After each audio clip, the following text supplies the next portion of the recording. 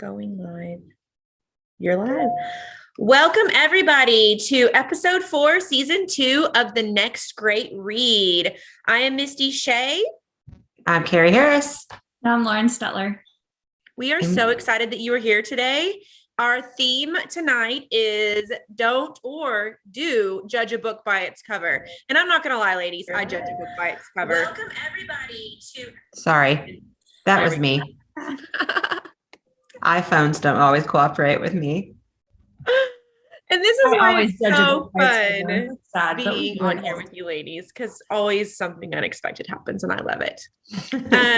But I seriously, like, if I see a really well done cover or the cover really kind of like gives insight into what the story is about, I will definitely pick it up and buy it. So all of those artists who work for publishing companies and who do these covers, like, kudos to them, because sometimes they sell books.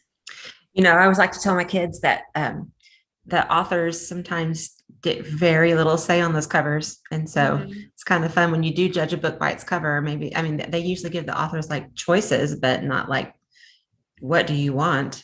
So I bet it's hard to be, if I were an author, I'd be like, no, that will totally make them not want to read my book. Or like, I guess just, I'm not an artist. So like respect for an artist, like interpreting my book. So I kind of like that idea. Yeah, that's true. So this was the meme I came up with today because the awkward monkey puppet makes me laugh. And that's kind of what my face looks like, because I totally judge books by its cover, and because it's a great intro to our theme tonight, which is dun, dun, dun, judging a book by its cover. Sorry, I had fun with this slide. So I can tell you, like, I don't know if it's just human nature, or if it's, I don't know if y'all know this. I was a journalism major originally, actually specializing in advertising. And so book covers are really something I pay attention to. And I am not gonna, it will make or break for me. There's some that I'm like, I know this is supposed to be so good, but I can't look at it. I don't want to pick it up. And that's sad. So I love it. I'm the same way. Multiple covers, because then I'm like, oh, okay, that one kind of makes it look a little better, like a little more interesting. That's so terrible, but it's true. Well, let's get started. Let's see who's first. Looks like Misty's up first with a pretty good looking cover there.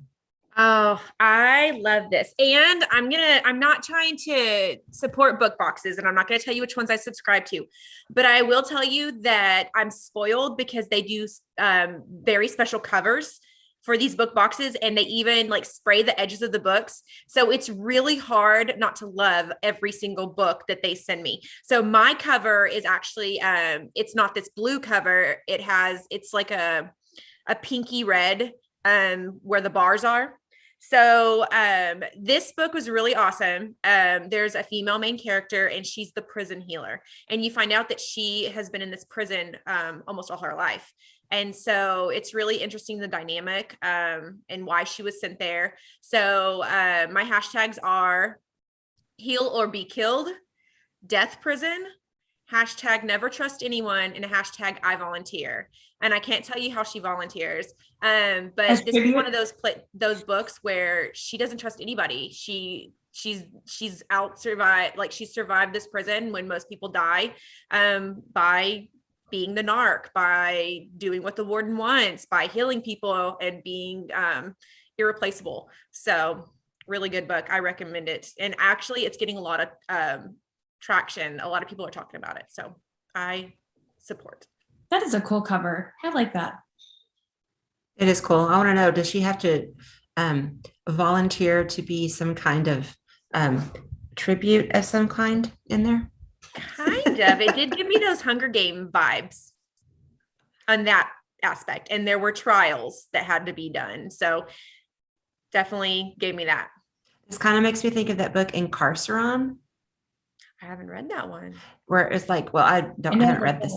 I haven't read this book, but I'm thinking of like, it's like this evil prison that imprisons people. Like they can't get out. Like there's not like guard. It's like this evilness to the prison. Oh, that made me think of Maze Runner. But yeah, like this, people get sent to this prison to die.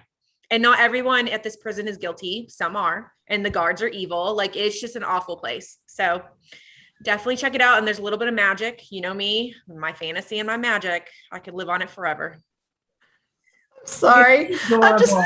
That is adorable. I just Yeah, saw in the Kyle chat. Harris. I'm here saying hi, Mom. I love it. Hi, honey. Oh, welcome, Kyle. Okay, that makes me laugh. All right, you're up next, Lauren. I'm up next. Okay. Oh, okay. So this one, I couldn't with words this week. I'm like, words. I went with pictures today. So I made this really cool little digital book bento, if you will. So I just put together some images to kind of summarize this book as best as I could. So basically the main character, she has been part of a con with her mom since the moment she was born. Her mom has raised her to be a con artist because that's what her mom does. And it's like they're a team. And so they find these targets, these guys that they try and go and get money from them and leave. And so you're actually flashing back to some of her memories of some of the girls that she's been, like Emily and Rebecca. Nora is the current person, but she's kind of gotten away from her mom. So her mom and the girls are flashbacks. And in the meantime, the present is a bank robbery and things that are happening. Her ex is with her and he's there, and her new girlfriend is there she's in love with. It is the craziest, wildest roller coaster ride of a book, and there are some really serious parts and there's some really sad parts, but really there are some kick butt parts. This is a fun book, y'all. I had a lot of fun reading this one, and I have read that this is already going to be a Netflix movie, and rumor has it they have casted Millie Bobby Brown as the lead, which I'm having a hard time picturing, but hey, hopefully she'll do it justice. We'll see. I've heard a lot about this book, actually. I've almost picked it up at the bookstore a whole lot. I love the con artist aspect of it. So I really think I'm excited. I love, what is that? Ocean's 11, where they con so I kind of gave me those kind of vibes. So I'm interested in reading it. It makes me think of one I almost talked about tonight called Genuine Fraud. Have y'all read that one by E. Lockhart? No, it's the one with the hair on the front though, right? Uh-huh. Yeah, it's a murder mystery told in reverse. And so she is actually a con as well. And so she's kind of like all these other people, but as the reader, you know who she really is. So that's what kind of, when you said it's a con, that's what it made me think of. That's cool. I like your book, Bento, Miss Stutler. Thanks. Very trendy. I had fun. I want to talk a little bit about this one because I like the cover. I think it's fun. It is. I did judge this book by its cover because I didn't look at it closely enough when I first saw it. And for some reason, just knowing nothing about the book, I thought they were like a band, like that those were like boxes of instruments and stuff. And I thought, well, what does it have to do with We Are Not Free? That's odd. And so then I started reading more about it and realized it was much more serious than that. But this is one of my favorite covers of these books recently. The back cover is just as the back of the book is just as beautiful as the front. You can see there. It's about a Japanese internment camp. And so I read these things a lot. I read about it a lot. I feel like every kid in America needs to understand what happened then.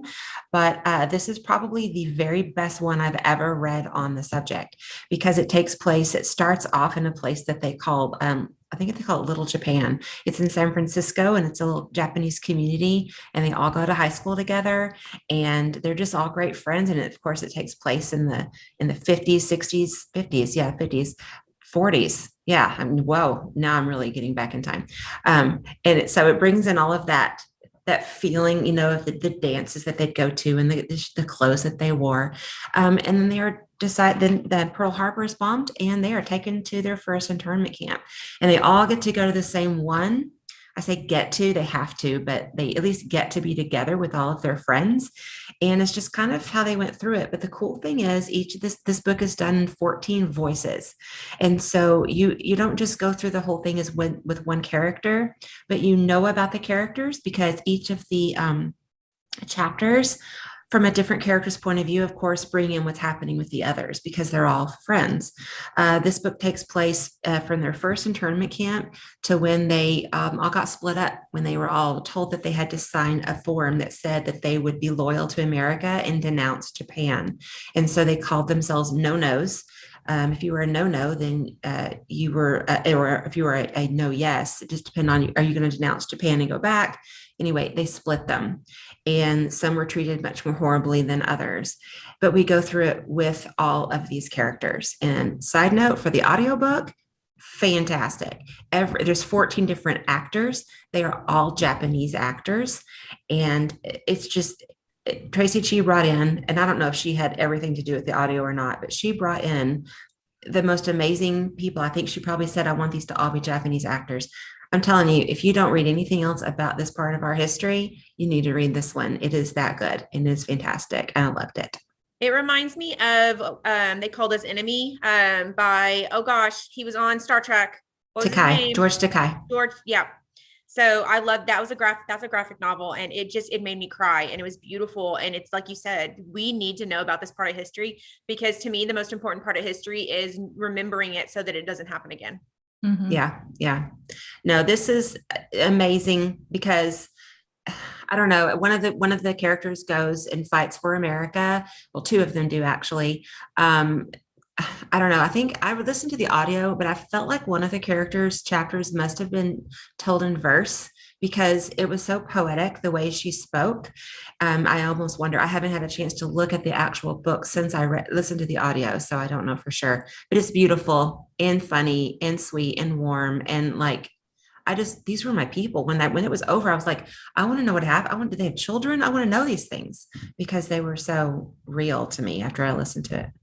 I can It was definitely great. see why you pick this one up because it looks like it's such a mixed media on that they used for the graphics here. They look like street art, but yet the suitcases and stuff look like they're there. I don't know. I like that. The way It's judge good. cover. This is a good one. All right, here's your next one, Misty. Oh my gosh. So we're going from Japan to China. So if you like Romeo and Juliet and you like all the culture of Shanghai, you will love these violent delights. However, like there was a little bit of Romeo and Juliet, but it did not take up the whole story. So like Romeo and Juliet are so angsty, and that was not this book. The main character is the daughter who eventually will run one of the largest Chinese gangs in Shanghai. And the guy that is her love interest is he's the heir to the Russian gang in Shanghai. And so they're both at odds with each other. And then they also have to fight this plague that comes and is making people rip their throats out they are doing it themselves. So everybody's dying, whether they're Russian or Chinese or anything. And so they're having to kind of work together to solve this supernatural or sci-fi. I'm not going to tell you because it kind of hints a little bit of both. This plague and where it came from. They really, the Chinese culture and the way they talked about it was gorgeous. It's in the early 1900s. So like you get some of the flapper, some of the speakeasy kind of feel. You also get a lot of talk about how there were a lot of people, the French, the British, the Russian, that were trying to take hold of Shanghai since it was a glittering city. So I really liked delving into the Chinese culture in this book, and I love the Romeo and Juliet feel of it. So really good. I can't wait. I think the second book already just came out, so I'm ready to read that as well, but I really enjoyed it. So that's not at all what I expected from this cover. Just by the cover, I would have thought fantasy. Yeah, swords usually with that dragon. Yeah. But I'm not going to tell you. No, don't. But that's where my mind went. I was expecting some deep, dark fantasy thing. Definitely wasn't expecting them speaking, which makes me really excited too. I love that. Like hardcore mafia gangs like ruling the city, but then you have the French and then you have the British who are it just is really good. And the main character, she is bad, like cool bad. She is legit. Okay, so more pictures because again, we're not coming to me this week. But how cool is that cover? Isn't that creepy? At first, it looks like she's like about to hold her own throat, and you're like, wait, that's that's not her hand. You can barely see on the back side. There's like an arm, just barely Yeah, there in that corner. it's kind of hard to see because you're just drawn to like, oh, look at her pixie cut and her red lip, and oh, that's a hand. Oh my God. So this one I did the audio for, and I'm not gonna lie, the audio is not the way to go. If you can pick up a physical copy of this book, I would. The narrator for this one, she was so whiny Valley girlish, and that's not how I would have liked to have read this. But beyond that, the actual book itself, the story was a lot of fun, and it's these kids who are in this secret club at this prep school in New York, and all these rich kids, and she doesn't really fit in because she's not there for that reason, and she gets drawn into this club that's all about scary movies, and she's a scary movie buff because of something scary that happened in her life, and that's kind of like her therapy to her. But yeah, everybody in this club has their own reasons for why they like the horror, but they're like daring themselves into doing these really crazy pranks and stuff, and still it's like, okay, how far are you willing to push in this prank in this club, and how far is it going to go? And it becomes really, really like overboard. There are people in a lot of actual real danger when they should not have been. So very suspenseful, given that very old school horror movie vibe. I think it's how it should be too, being that it's Mary Shelley, which is cool. Makes me think of Screen Sight. Yeah, I could see that. Like it's something's happening, but you don't, is it real? Is it not real? I don't know. Well, there's definitely things happening, but it's fun because there's like a mystery in the background going on where you're thinking it's just kind of a realistic book, but no, there's a mystery happening. And I will tell you, I'm really excited. The more I kept reading, the more I liked it, because the end, she's leading you into another book, which not your thing, but is mine. And I really enjoyed where she's taking it. So I'm really excited for a sequel. I want to see where she goes with that. Can I just say one thing about the cover? And it really has nothing to do with the picture, but look at the book that she wrote before this one, Kill the Boy Band.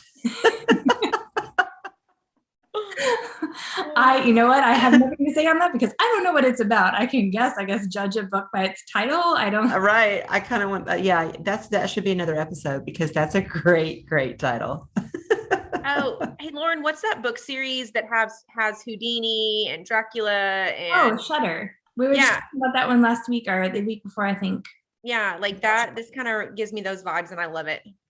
Yeah, it's not descendants from them or anything, but it's the name of the club is their homage to great horror. And so that's what they named it, the Mary Shelley Club. I think in high school, we used to binge watch on weekend nights all the scary movies. I would tell you, there's probably a bunch of little like Easter egg things going on in there with different horror books and stuff or movies. And I don't like to be scared. I don't like scary movies. I like scary books, but I wouldn't know. I'm like, okay, I guess I kind of know what that movie is. I've heard of that one before, but they talk about different scary movies in there a lot. So if you're a scary movie buff, definitely check that book out for sure. Well, when I saw you two were talking about the books that you wanted to talk about, I decided to go with some more feel good stuff, which is why I ended up with this book. And I talk about this one a lot. I haven't on this show yet, but it's really one of my favorite feel good books. But look at that cover. I think it's so cool. Lauren, what was it you said? It made you dizzy looking at it one time? Yeah, I'm like, I can see how it can draw someone to it going, what is this book about? But it gives me almost vertigo. I'm like, I can't look at it for long. I love it. The one on the left is like the past. And then of course the one on the right is the present. And this book is told over 2 generations of time. So half of it takes place in the past and half in the present day. And I just loved it. And so the thing on the side tells you pretty much the main thing. 1965, we have Victoria. She is in the very first chapter. Her mother is dying with some kind of disease like a cancer or something. We're not really told, but she is very close to death. And her father is very, very abusive, but he only abuses the mother. And so the mother looks at Victoria and says, you've got to go now, because when I'm not here, it's all going to be you. And so she convinces her to leave the house before she dies. And she does, and she runs away and joins the circus. This is 1965. She becomes a tightrope walker. The other half of the book takes place in present day or 50 years later, and it's her granddaughter, Kelly, who has been raised up in the circus and is a tightrope walker. So she wants to leave the circus now. It's like, and this is not a thing to do anymore, but it's really cool because her grandmother has recently died. Victoria has recently died, and Kelly is missing her, and she finds a box that has these mementos in there from her grandmother's life.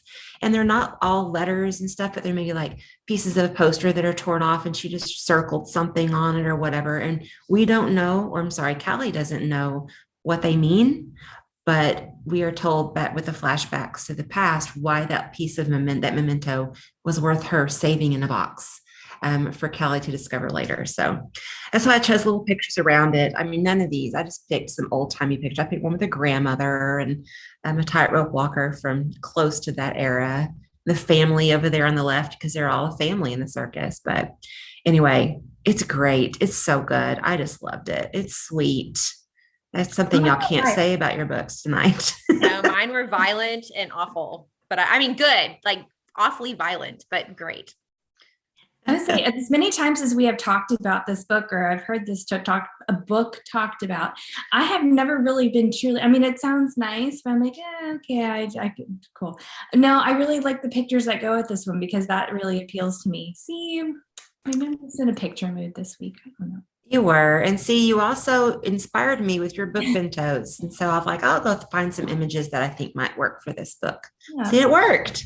See, and I would have had to find images of gangs like shooting each other and murdering and turf wars and prison. So see, you're lucky I did not do a book bento for my book.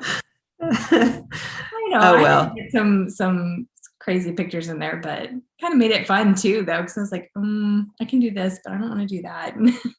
Well, I also have to say to our audience, I did some Googling of some crazy book titles, and I found this dude who's on this.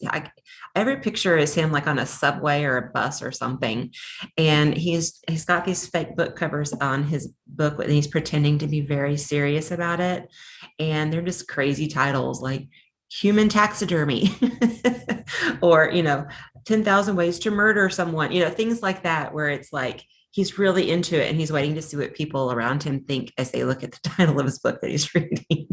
I kind of want to do that. Nosy we get. We're just people watching, and well, we don't have a subway though. Oh, we have the Dart, I guess. Or we could just sit in the mall. We could walk along the mall or somewhere and just like accidentally drop our book in the crowd and go and pretend like we can't pick it up and let them pick it up and read the title and hand it to us. Oh, you know what? We should do this as like an experiment during the school year. Sit on the couch when we know a class is about to come in and just some really weird book. We should totally how design to be a some librarian. Yeah. They'd be like, wait, shouldn't you already know how to be a librarian? Really confuse them, be like, how to read. It's a picture book. Oh, I love it. I'm excited for next week. Yes. Next week we have, we're calling it Summer Staycation, because sometimes it just takes a book to take you on a vacation. You don't have to go anywhere. So there's a lot of traveling that goes along with these books. And as you can see on the screen, we have Dan Gemeinhart coming to join us next week on our Zoom. I'm very excited about this. That's so exciting. Yes. He has Coyote Sunrise. He has The Honest Truth. Gosh, I've lost the names of them. One's about a dog that went to heaven and then he needed to come back and save his human. So he comes back and does what he has to in order to make sure his human is okay, even if it means he can't go back to heaven. Like, it looks some of these things are so cute. But a lot of his books have to do with traveling in some way, shape, or form. And plus, he's just a really nice guy. He is so nice. Well, and I always love to hear from an author because they start talking about author's craft and they start talking about kind of the writing and the thought they put behind it. And it always blows my mind when I listen to them on where these ideas came from or what they thought of when they were writing it or just anything. Like, I'm always just overjoyed to listen to authors. Plus, he was a former librarian and an Ooh. English teacher, so he has a lot to say.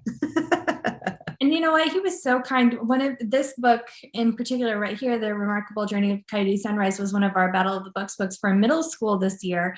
And he sent us a special video just encouraging our kids on their battle day for the district. And that was so kind of him to send that. No, that was just, I'm really looking forward to hearing him talk. He's a good one. Yep. Well, he's next week. Yeah, definitely. Tell your friends, tell your teachers if you're a student. They'll be excited too. And we'll be advertising it like crazy so that he can have an audience who has lots of questions to ask him. That'll be a lot of fun. And then Miss Stutler, you have our special guest for our last episode. We only have 2 episodes left, people. Two. All right. So the one after this one then, is it the 27th? Is that the right day? I want to say. Yes, it is. Yeah, it's the 20th, 27th. Okay, so we are going to be joined by a student this time. She just graduated from Keller High School, and she is kind of Instagram famous. She does a lot of book talks on there, and she highlights a ton of books. Books are her passion, and so much so she's got so many followers that authors have started to send her books and say, please read them, please review them, and put them up. And so that is really exciting to have her on here. If you want to check out some of her stuff on Instagram, she is at Chronically Brenna. And she's got some great stuff on there. So check out her stuff. We are going to be excited to see her on the 27th, maybe talking a little summer fling. I think we are. That'll be fun. And then I'm really hoping sometime soon we can talk, you the 3 of us, about maybe doing this maybe once over Christmas break. Just do something, Over keep holidays, this. Yeah, over holiday breaks. That would be fun. I like doing it on the holidays. I'm too tired during the school year to do it, but or just to keep up with, like, in the summer, I feel like I can finally read and enjoy myself and enjoy the books. And I bet students are like this too, when they're having to read for a purpose. It's not always a book that they 100% just fall in love with. They like it. And sometimes they find some books that they are passionate about, but sometimes reading for class, it doesn't have as much pizzazz as, getting to read what you want, when you want, how you want. Right. All right. Well, we're trying to keep it short and sweet tonight, guys, because we tend to talk and can continue talking for quite a long time. So look at us. We kept it at 30 minutes. So proud. I'm proud of us. I could have said so many more things about my books. Oh, so many more. Me too. Millie Bobby Brown is going to have some big shoes to fill. That's a big role. I'm interested to see. I don't know. See, I'm like Misty. You talk about these great books, but I can't read them now because I have to read more to keep the new stuff coming. So, well, that's my relationship right now with Firekeeper's Daughter. I bought that before Lauren bought it, and I was like, I'm gonna read it, and then of course, bam, right there, she talks about it. I was like, well, I can't read that now, so it's okay. You can just read it in August. I will. I'll read it in August. No, it's on the top of my TBR. It's really good. You have to go back and read that one. Don't let that one go, because not that I like certain authors. I'll read almost anything they put out. So Stephanie Garber, her book started on pre-sale today, pre-order for Once Upon a Broken Heart. She's the one who wrote Carval. Oh, I love that series so much. So I ordered that book. I'm really excited too. Sorry, squirrel, but I want to know, meet I'm really excited. Misty. I ordered a signed edition. So fun. All right, guys. We got to meet Stephanie another time. She was really sweet. She was at TLA or somewhere, because she signed one of my books. Mm-hmm. She signed Legendary or one of them. I don't even know. All right. Yay. Thanks for joining us tonight. And we cannot wait to see you next week with, say his name, Kerri. Dan Gemeinhart. Dan Gemeinhart. I knew it's such a wonderful name. I only know it because of the video he did for us for the Battle of the Books. I never knew how to say his name until then. Oh, so I'm excited. All right. Yes. Until next time. Bye. Okay. Bye, guys. See ya. Done. Yay.